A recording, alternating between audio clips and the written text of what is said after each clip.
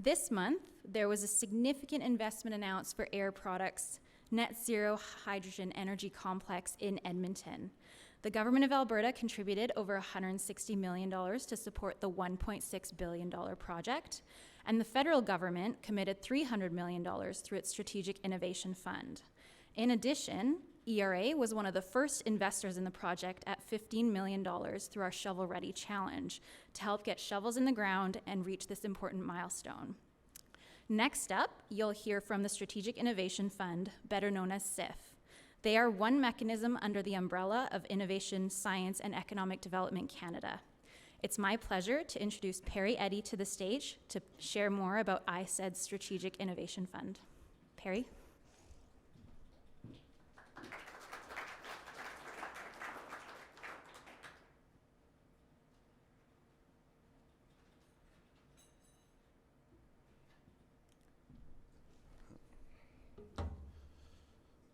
Turn on my timer.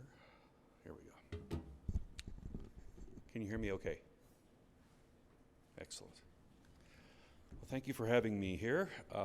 As you'll probably identify from my accent, I'm from the East Coast, so if there are any words that I say that you don't understand, please write it down phonetically and I'll try to explain it to you later. Okay, so I was told that a black screen is a great place to start.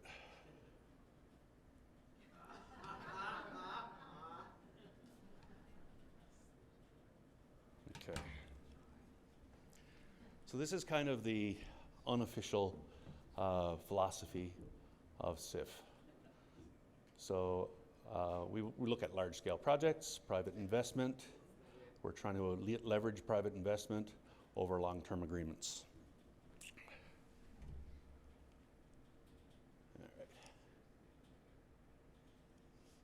All right, so first thing I want to get into is innovation. SIF being Strategic Innovation Fund. Innovation is very important to us. And so what we find is a lot of people that come to us have different opinions on what is innovation and what is not. So innovation is the result of introduction or improvement of goods and services. We see several different types that are most appealing to SIF, and the two that we see most appealing are disruptive innovation and radical innovation. So disruptive innovation is a situation where you permanently impact how processes operate, and radical innovation is an entirely new way of meeting needs. Where we find challenges, sometimes companies come to us and they have a technology adoption project. And so we need to identify that there's a difference between innovation and technology adoption. So innovation is a situation where you're producing global first, national first, or industry first technology advantage, whereas technology adoption is basically taking on what exists in the marketplace, the state of the art. So you may be using the newest technology that's available, but if it's not being developed or worked on by your organization, then you really are talking about a technology adoption project. So I want to put that out there from the beginning. Okay, now it's working. So SIF projects. SIF deals with projects. We're not in the space of funding companies or new startups. What we are looking at are actual individual projects. So a project has an objective, milestones, deliverables, duration, and budget. So if you have that, then you have a project and we can work with you. Repayable. So a lot of companies, when they come and talk to SIF, they're talking about grants. And what they don't realize is that the majority of the support that is provided by SIF is a repayable contribution. There are exceptions. There are exceptions to that, but the majority of the people that come to us that get funding, it's a repayable agreement, and I can certainly go into the extenuating circumstances that would allow a non-repayable funding support, but just throwing that out there.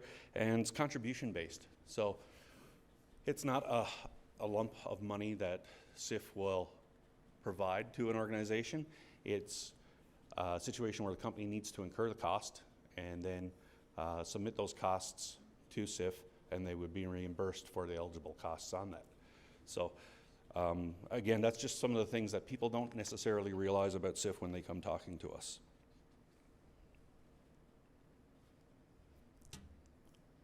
So we have 5 streams within SIF, and they're really broken up into 2 different categories. One is business innovation and growth, and in that you have stream 1, 2, and 3. And then there's collaborations and networks, which are streams 4 and 5, and I'll get into those a little more detail.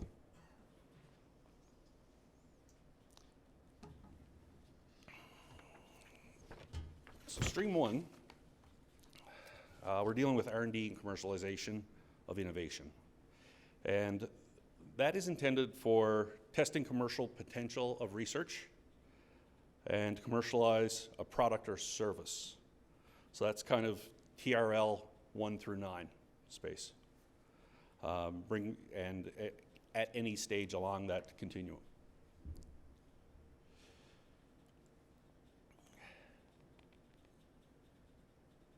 Stream 2 is for facilitating scale up. So that would be an expansion or improvement to an existing operation or project, and a project that results in company growth, increased efficiency, and greater capacity. And that would be TRL 8 and 9. Stream 3 is related to investment attraction. So this would be your foreign direct investment type of plays where a company wants to come in and set up. And this is for new investment in Canadian industry or technology, new facilities that bring new mandates either in production or research and development to Canada.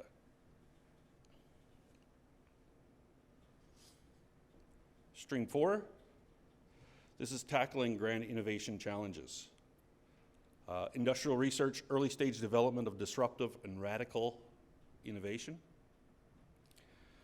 It supports the development of technology-driven products, processes, and services, and large-scale technology demonstrations. Another section of Stream 4 is something that you may have seen recently, which was called the High Emitters Call to Action. And in that, we had a specific timeline where applicants could submit and be assessed as part of one individual cohort. And that one's a little bit different than the normal way things go. Generally what we would, in that case with the call out, it was individual companies that were applying as part of the call out, whereas generally Stream 4 would be more of a collaboration with academic institutions, other research institutions, and maybe even not-for-profit organizations. Stream 5 is support of national ecosystems. So these investments are for collaborating with academia, for-profit and not-for-profit organizations to support innovation and research activities on a national scale. And by national scale, generally we're looking at involvement geographically across up to 5 provinces as kind of a minimum. So we want to see large-scale benefit across the country and through several different jurisdictions.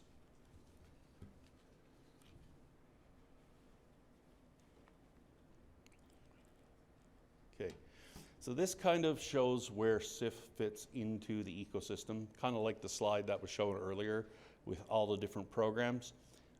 We see groups like IRAP, SDTC, and the Regional Economic Development Agencies, and they fill the space from $1 to $10 million. SIF starts at $10 million. So minimum project value that SIF would look at is a $20 million project, and the minimum contribution that SIF would consider would be a $10 million contribution. Federal contributions from SIF can cover 10 to 50% of the total cost. However, SIF prefers to be in the space from 10 to 30%. So we like to have a 10 to 30% stake in the project. And when we're talking about stacking, so stacking of different funding projects, or sorry, funding programs, we look at being at about 75% as the maximum. Any more than that would have to be very extenuating circumstances.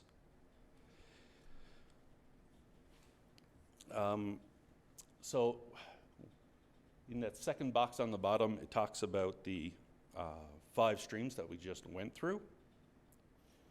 And then a big part of what we do when we're assessing a project is looking at the benefits.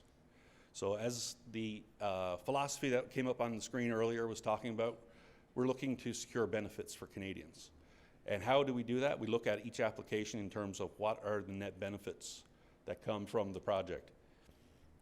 And so with respect to the benefits, we're looking at things like jobs, GDP, and intellectual property that's been developed.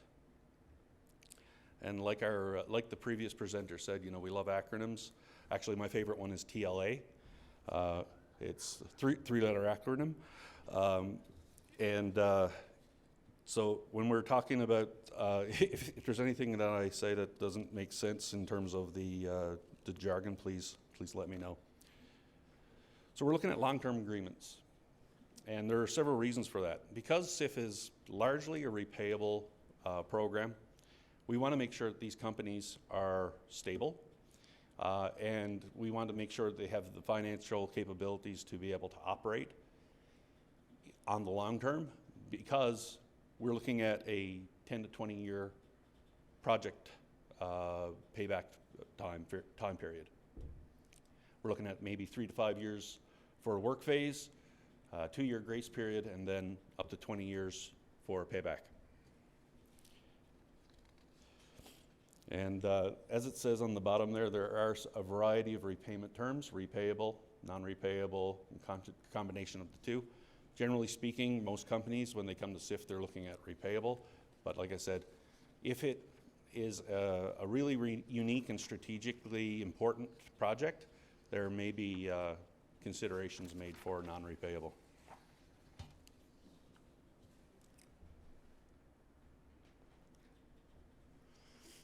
So anybody is curious about the SIF application process.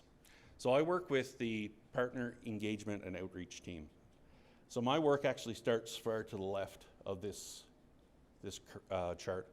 I deal with companies like, organizations like SDTC, the Clean Growth Hub, ERA, and those types of organizations to identify projects where there is an opportunity for collaboration, or if some of those organizations come across projects that may be a better fit for SIF, they may refer them to us.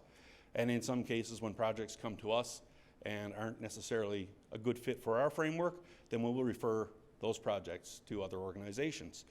We don't like to say no. We just want to be able to find the best fit for the organization, for the project. So once they come to me and I do an evaluation on if it fits within our terms and conditions, then we start this process.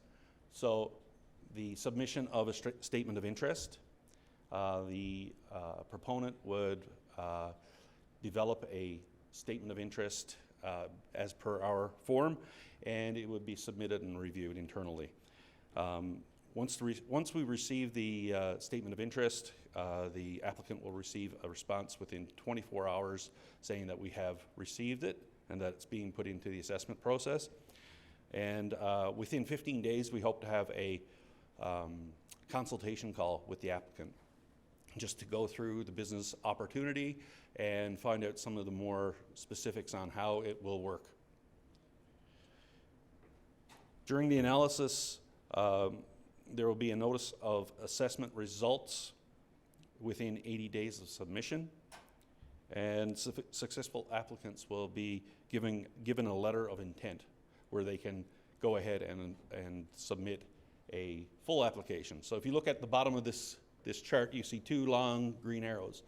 The first one is application step 1, and that's kind of the SOI process, the statement of interest.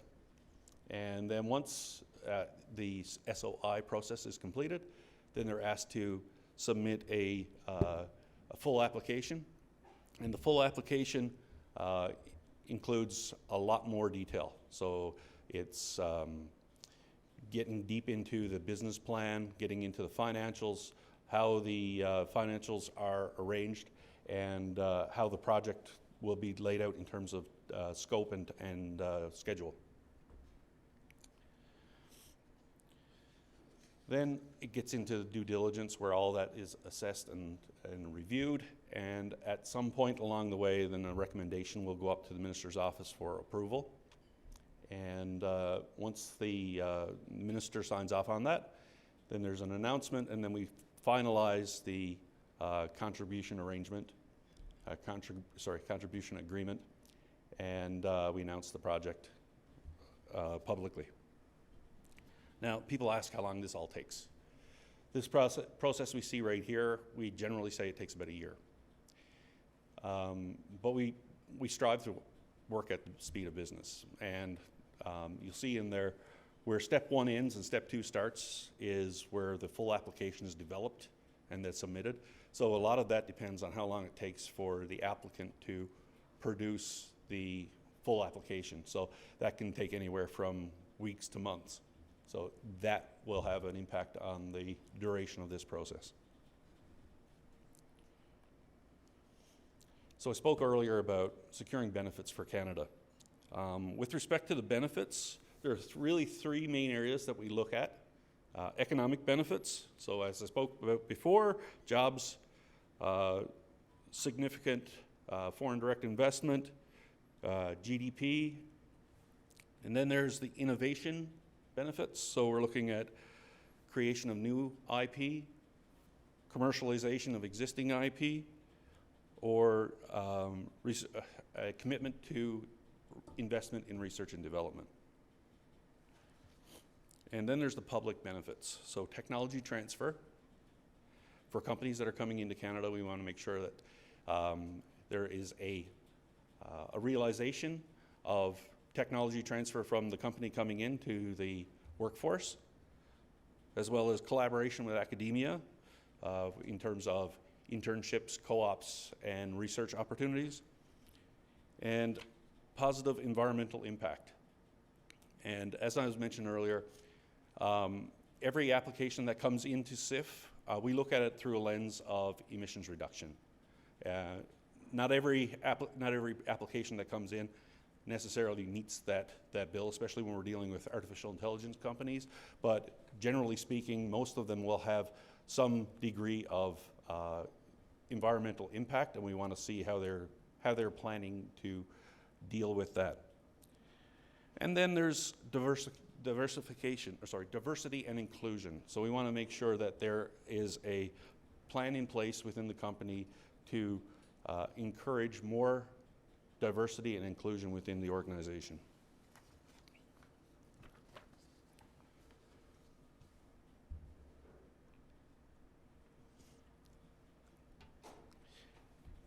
Then we look at financial and management capacity. So we want to make sure that the company has the underpinning to administer a project, but also once the project is completed, that they have the capability of running the operation with the new project included. We also want to make sure they have the financial capacity or cash flow. As I mentioned, it's contributions based, so what that requires is that the company would make, they would procure equipment, materials, etc., and then would submit to SIF for reimbursement. So they need to have the funding up front to be able to make those investments. Growth trajectory. We look at things like the recent activity of the company, new market entry, market penetration, and new products that they brought to market. So indicators that the company has a growth mindset.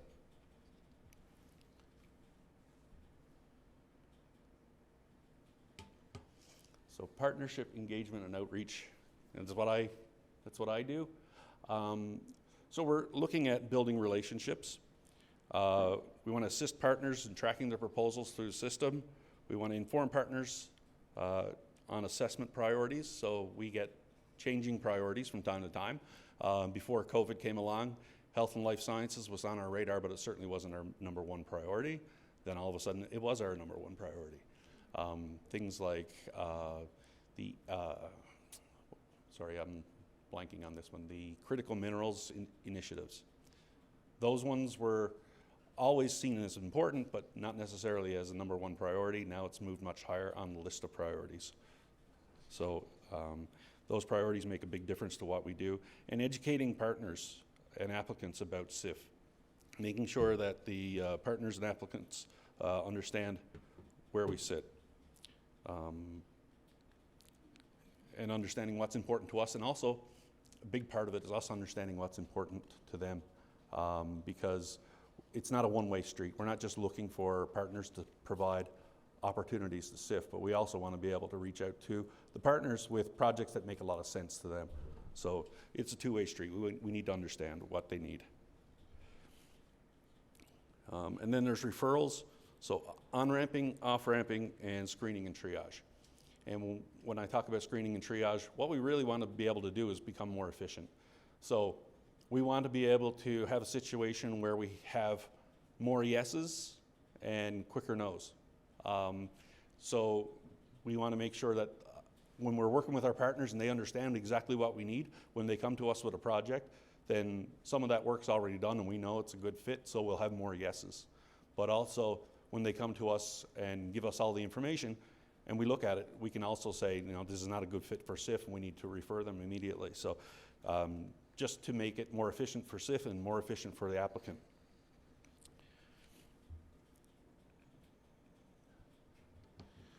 So some of you may be aware of the Net Zero Accelerator.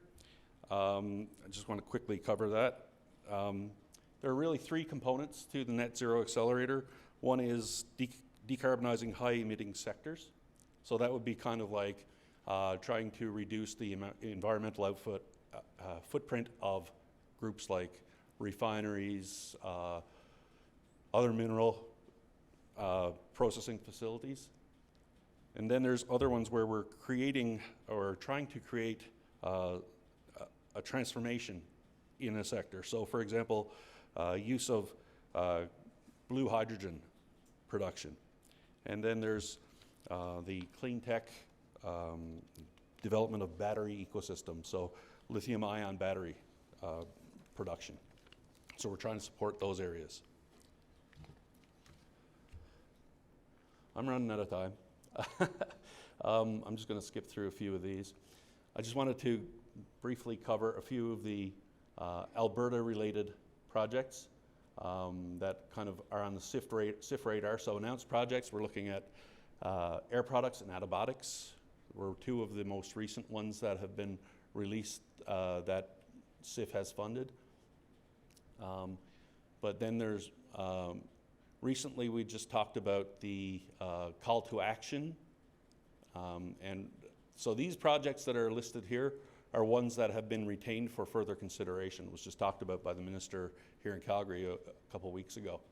And so these ones are Calgary-based companies that have been retained. So there was a total of 50 applications.